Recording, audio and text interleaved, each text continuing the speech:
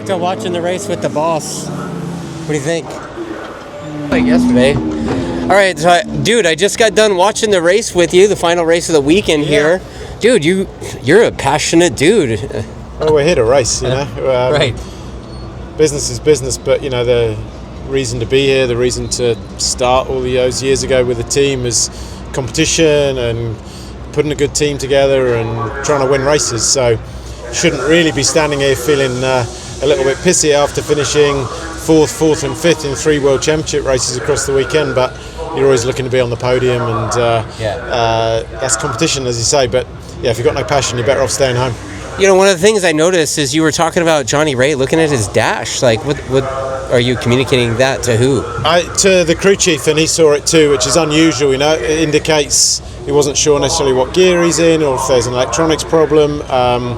Just on the entry to a couple of corners, he was definitely having to check something before he committed to the turn, which is unusual. So, you know, you get used to watching these guys. You kind of ride every lap with them.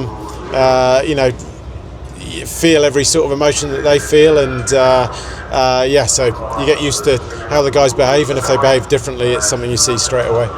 So how deep into the bike development and stuff are you specifically? Because you're the team principal. Do you just delegate that, or like are you in there designing parts? What are you doing? No, I personally don't at all. The reality is that Yamaha Europe, mainly with the support of Yamaha Japan, developed the bike. And my job as the team owner, team principal, is just to deliver performance at the track and at the tests, and to put the right people in the right places. But of course our staff give a lot of feedback to Yamaha, requests, and it's a collaborative effort between a good team and a good development group of people in Milan. So I mean the R1, it's quite an old bike now, you know, it's 12 years old. What they keep doing every year to try and keep it at the front and scoring podiums, and of course we won a race at Assen with Locatelli early this year. It's pretty impressive, you know, so nothing stands still. The bike is the same as a base, but if we look at what we were racing 10 years ago, it's unbelievably different, and even 3 years ago it's quite different. So we just keep pushing, trying to, without damaging the relationship, force as hard as we can for more performance, but you know, you can only squeeze the lemon so hard, and they keep trying as hard as they can. So I guess you guys have anything in the can? You're going to try something new for Jerez for the final round, or what? No, not for Jerez. You know, there's as you can see, Toprak and Bulaga had a gap on everyone here this weekend, but in the fight for the podium, the differences are so marginal. You can't just throw parts at the bike and expect it to be faster. The riders are so finely attuned to the bike. It's tricky. One thing that was tricky here was brakes today, because from the entry to turn 9 where they brush the brake but don't really generate a lot of heat, the brake disc and the caliper cools down so much around the next few turns and then down the straight, that sort of keeping the lever position consistent. Right. But Jerez, that's the same for a lot of riders, I think.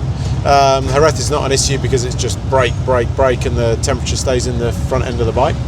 But no, the plan, we just finished that race. We're 4th in the championship with Andrea. We're 8 points off Alvaro Bautista. He's at home in Jerez. He's on a factory Ducati. It won't be easy, but perhaps we can nudge him out of the way in one of those corners and try and claw that back. If it was easy, everybody would do it, right? If it was easy, I'd be earning the money that the top boys are earning and having fun racing motorbikes for a living. But you know, I ride bikes for fun on the track now and again, as I'm sure many people watching this do. And when you do ride on the track and realise it's not really the speed that the guys go that is so impressive, it's the consistency. You know, we're here watching on the pit wall, feeling really, you know, nervous if they suddenly miss 0.2 of a second in a given sector. The consistency that they perform at is unbelievable. The physical fitness, the brain fitness, and how attuned they are to what they're doing is pretty impressive. And trouble is, there's always someone doing it a bit better, so you've got to keep improving. Well, thanks for talking to me, Mr. Denning, and man, I see you the rest of the weekend, and see you next weekend. And you boys are racing in Jerez, are you? Yes, sir. Hopefully Bobby will have a better weekend there, because the track's a little bit easier to learn, I would say. He's had a weekend on Pirellis now, and understanding the level of competition. And okay, the position's not exciting, you know, effectively the last finisher, that's the fact. But honestly, the lap times he's doing are really not bad against the, you know, Nagashima was the rider in front of him, and Nagashima just won the 8-hour a couple of months ago, factory Honda. So on effectively a kind of supported but privateer bike. You boys are doing awesome. So yeah, we joke that you guys have like 20 Bobiers. Yeah, that's the problem. In reality, When Cameron came here, he struggled. You know, Garrett Gerloff is a super high quality rider, and it's not easy. And the guys are all so fast, and to just come in at this stage of the year and expect to compete is not realistic. But no, he's doing well. So keep at it, boys. Well, get back to work, buddy. It looks like you're a busy guy. Yeah, flat out. All good. Thanks. Flat out. Yeah. Cheers, buddy. Right on.